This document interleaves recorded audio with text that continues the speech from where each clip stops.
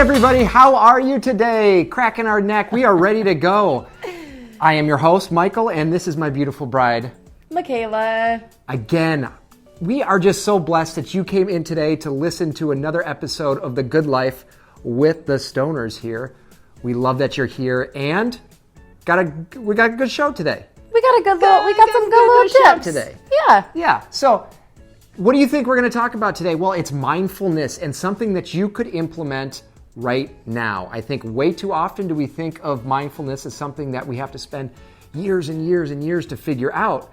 But there's easy things that we can implement in our daily life that will lead to more enjoyable, healthy, and happy lives. Yes, absolutely. So a lot of what Michael and I always talk about is making sure that you are practicing things that are going to make sure they are helping your stress levels, like practical stress reducing activities. And so today, with practicing mindfulness tasks, we're doing simply that. We're trying to give you guys a couple of things that you can do to help reduce the stress and bring your mind back into a state where you're in a good place. Yeah. And we have 3 easy tips for you to do that, stuff that you can work on. So the first one, let's get right into it. The first one is deep belly breathing. There's a reason that pregnant women use this breathing technique. I'm not pregnant, by the way. No.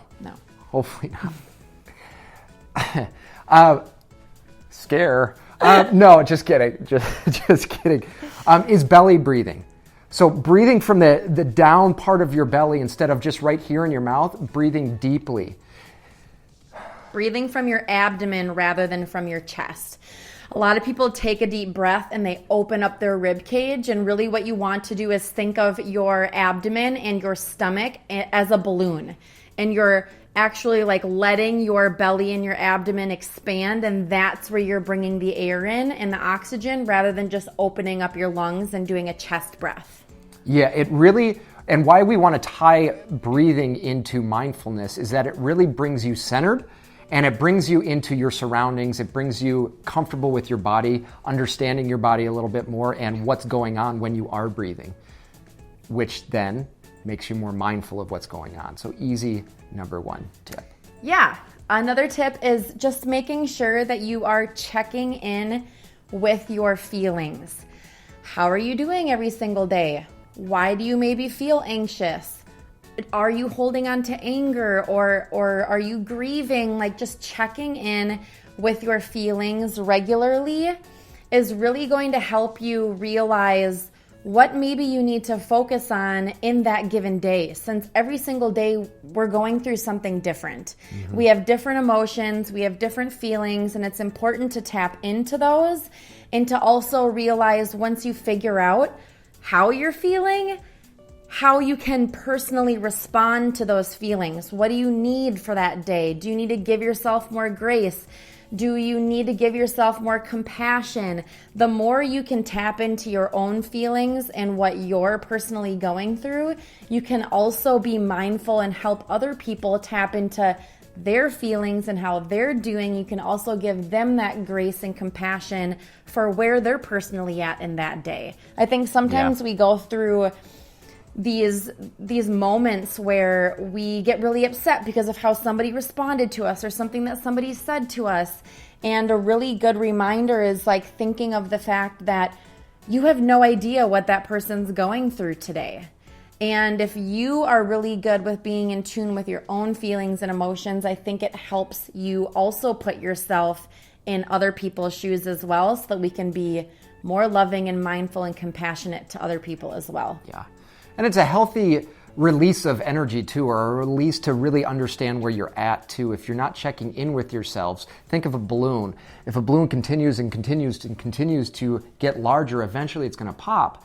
And if you think of us as a balloon, we are all on that same path too if we don't address things that are going on in our lives or our feelings or what we're going through. So self-talk's a good one to deal with that, or just thoughts, understand where you're at.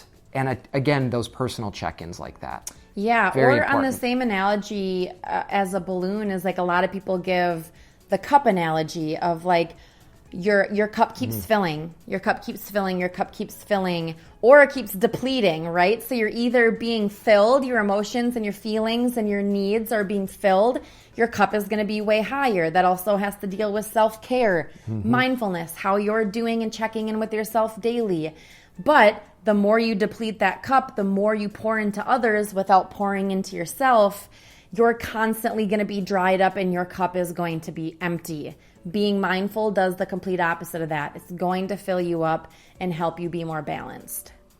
That must be, you use that one with water. It must be like a thing with pregnancy too, because we had that was a book that we read for just dealing with birthing, and me being the birth coach for Michaela for both of our boys, is that the analogy that one of them used was like a balloon, and that stressed her out completely. I hated that. But we dealt with water like waves. Or and the cup between, and the water. We were calling the contractions surges because contraction seemed like a really tense word.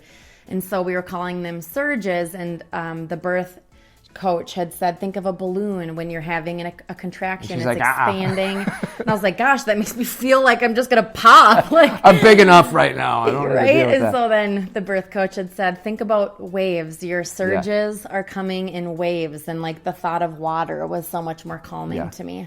Absolutely. Another way to check in and work on our mindfulness is keeping calm when there is chaos. Look, chaos is going to happen. There's stress, there's struggles all around us all the time, but it's how we get through those and what you do in that instance that's going to benefit you in the long run and keep you more mindful. So finding the beauty in things that are chaotic. There's beauty everywhere. Even in hard situations, there's beauty. I mean, we could talk about the horrendous situation that we're going with in the world right now with COVID-19 and dealing with that struggle, but we're also seeing people band together and be stronger and trying to, one, find a cure, two, banding together with family and friends and figuring out a way that they can still communicate and still be together. And that's probably very, very tough. Or even wearing masks. Nobody wants to wear a mask. It sucks. Yeah, it's not fun. But the fact that we can still see a smile on somebody's face when we're talking to them, or still have that conversation with somebody down the road, or a call. I mean, it's getting back to some things that are super important, but that's being mindful, is finding the beauty in things that aren't as beautiful in that instance, that chaotic moment. Yeah, I think that really stems back to like checking your heart. Where's your heart at? Mm-hmm. Are you tending to fall into more of a positive mindset? Is your mind in a place where you do see the positive, or you do wake up every morning and you are grateful for what you do have in front of you and the situation that you're in, regardless of all of the circumstances that may suck that you're going through or that we are going through as humanity? I think just this particular tip is really bringing it back to there's always something to be grateful for. Yeah. Your spouse, your children, the heart beating inside of your body, the breath you have in your lungs when you wake up in the morning, and just making sure that you're not taking life for granted. Yeah. The actual feeling of feeling out of control. You actually get to experience that. It might not feel good, but you get the pleasure of experiencing that emotion and that feeling inside. That's something to be grateful for, that we have that ability to do that. The last one, and it's a bonus one because I said there was 3 at the beginning. There's actually 4 because I can't count. I'm terrible at math. Can't even do adding. He did get his master's, people. I do have that. Just never got through 7th grade math. I did, but the last one is really is giving that compassion back to others. It's good to have that internally, so you're mindful. You're mindful of where you're at. And Michaela alluded to it, but giving that compassion then and giving that forward, passing it forward to somebody else. Whether it's a neighbor down the road, whether it's your brother-in-law who's dealing with a lot of stress going on, your own family, friends, or a complete stranger that you just see and you just feel that they're just not at a good place in their life. Giving that compassion back and passing that forward is going to lead to the most mindful you've ever seen. Yeah, and it just feels good, honestly, to be aligned and be mindful Have you ever had somebody be so compassionate and caring towards you in a moment that you really needed it? There has to be somebody out there that's listening that goes, yeah, this person, you know exactly who it was, what they said, and the circumstance. Maybe you're just having a really crappy day and somebody put a smile on your face, or you were struggling with something financially and you were in the checkout line and somebody gave you a $20 bill. That happened to me once. I forgot my wallet and I was like ready to check out at Whole Foods, and this giving man had dropped a 20 off behind me and I was at least able to pay for some of my stuff. It's just doing things like that and giving compassion to other people all the time, but specifically in the time that we're in right now. Yeah. So there are your 4 tips, 3 plus 1 bonus. Use those, become more mindful, and check in with us next time on our next episode next week. And always make sure that you give us a thumbs up and you subscribe. We love you. We'll see you next time. Bye.